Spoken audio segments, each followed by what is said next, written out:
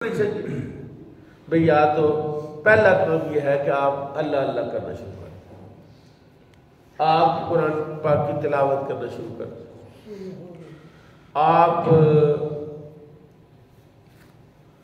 قرآن پاک کا مطالعہ شروع کر دیں، آپ اللہ کے ذکر میں مصروف ہو جائیں۔ اگر آپ یہ نہیں کر رہے اور فارغ ہیں اور آپ کے پاس اپنے لیے کوئی کام نہیں ہے تو کسی انسان یا کسی عزیز دوست کی مدد میں لگ جائیں۔ جب آپ کسی کی مدد میں لگ جائیں گے تو کیا ہوگا؟ رسول اللہ کی حدیث ہے کہ جب تک بندہ ما کان العبد فی عون اخیہ، جب تک بندہ اپنے بھائی کی مدد میں لگا رہتا ہے اللہ تعالیٰ اس بندے کی مدد میں لگا رہتا ہے۔ کسے باشد کوئی بھی کام ہو سکتا ہے، کوئی بھی فعل ہو سکتا ہے کہ آپ اپنے کسی عزیز، کسی مسلمان، کسی انسان کی مدد میں لگ جائیں۔ اور میرے آقا امام الانبیاء صلی اللہ علیہ وسلم کی جو مبارک زندگی ہے، ایک شخص آیا جس کے پیسے، مال، دولت ابو جہل نے غصب کر لی۔ ابو جہل تگڑا آدمی تھا، وہ مکے میں ہر بندے کے پاس گیا کہ یار یہ ابو جہل سے کو میرے پیسے دے۔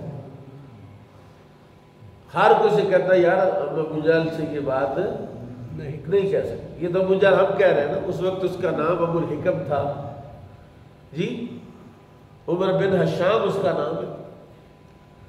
تو وہ بندہ چلتے چلتے نبی پاک کی خدمت میں آیا۔ رسول کریم صلی اللہ تعالی علیہ وسلم فوراً اٹھے اور اس کے ساتھ ابو جہل کے دروازے پر چلے گئے، دستک دی۔ اس نے پوچھا بھتیجا کدھر آیا؟ آپ نے فرمایا تم نے اس کے پیسے دینے؟ اس نے کہا جی دے دے۔ اور میں دو اس کے پیسے، اس کے پیسے دو۔ اس نے کوئی وعدہ لیا یا کچھ اس نے فوری طور پر دیے اور کچھ کہا میں کل دے دوں گا، پرسوں دے دوں گا۔ یہ وعدہ کیا۔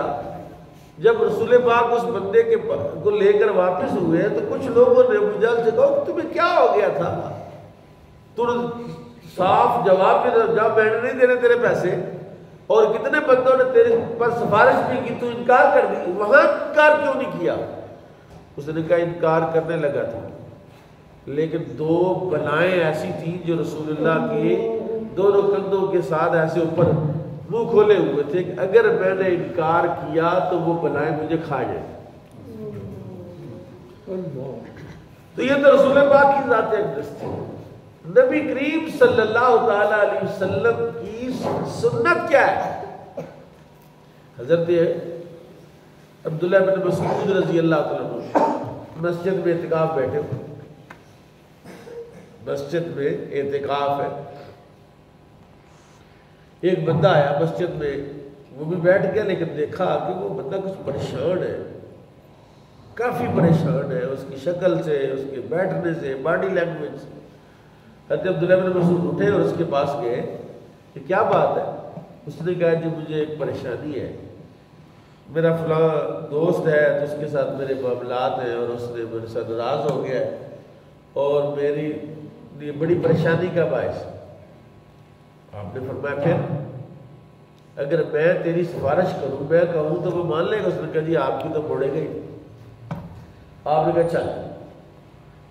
جب آپ باہر نکلنے لگے تو کچھ اور لوگ بھی اعتکاف بیٹھے ہوئے تھے، انہوں نے کہا حضرت جی آپ کا اعتکاف ٹوٹ جائے گا، آپ اعتکاف نہیں بیٹھے ہوئے، آپ کا اعتکاف ٹوٹ جائے گا۔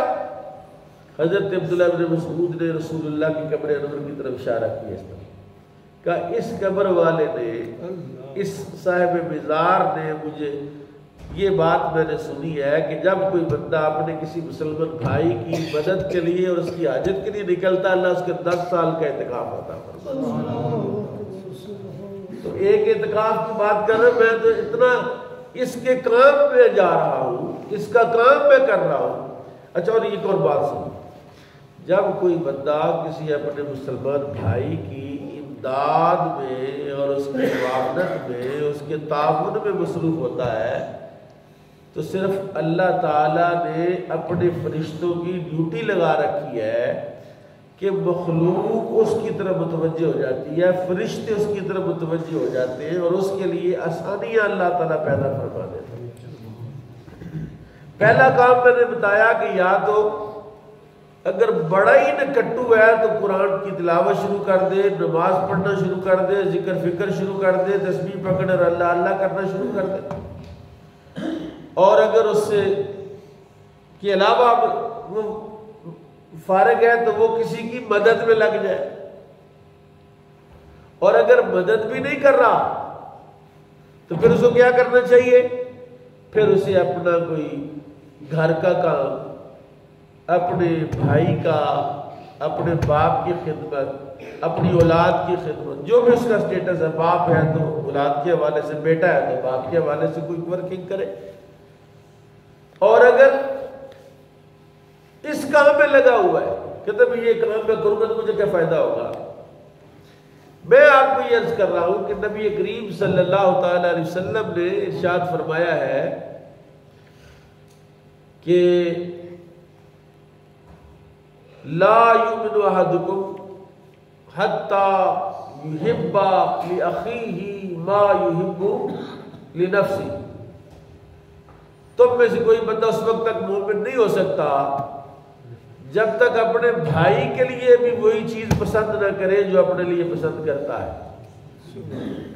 اور اس کا کم از کم درجہ کیا ہے کہ دوسروں کو اپنی ذات پر ترجیح دینا شروع کرے، دوسروں کو اپنے سے بہتر سمجھے، اپنے آپ کو ہلکا اور کم تر سمجھے۔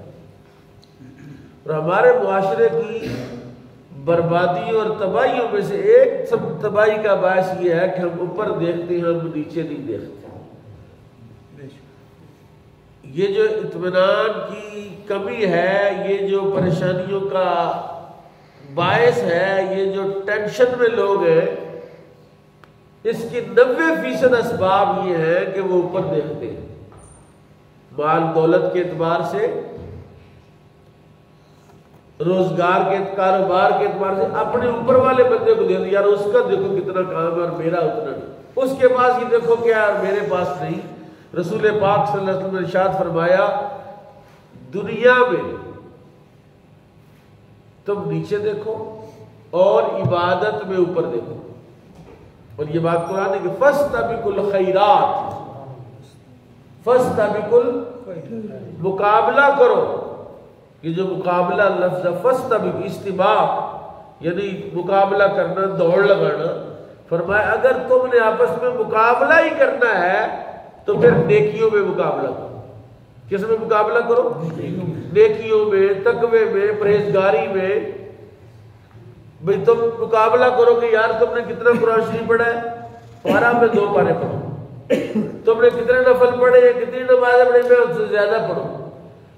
یعنی دین کے معاملے میں اوپر دیکھنا اور دنیا کے معاملے میں نیچے دیکھنا، یہ بندے کے لیے اطمینان کا باعث ہے، بندے کے لیے سکون کا باعث ہے۔ یہ جو قرآن کا اعلیٰ بذکر اللہ تطمئن القلوب، یہ جو دلوں کو اطمینان ملتا ہے اللہ کے ذکر سے ملتا ہے۔ اور اس آیت کو اگر آپ دیکھیں نا، میں آج اس کی تلاوت کر رہا تھا سورہ حجر کے اندر، کہ اس میں 2 باتیں اللہ تعالیٰ نے فرمائی ہے۔ تو اللہ کا ذکر جو ہے وہ بندے کو کیا دیتا ہے؟ سکون دیتا ہے، اطمینان دیتا ہے۔ اس کے اندر کی جو کیفیت کہہ لیں اس کو، یا اس کی جو دوڑ ہے، اس کی جو لالچ اور طمع اور ہرس ہے، اللہ کا ذکر اس کو ختم کرتا ہے۔ اللہ کا ذکر، اللہ کی عبادت اور بندگی اس کا خاتمہ کرتی ہے۔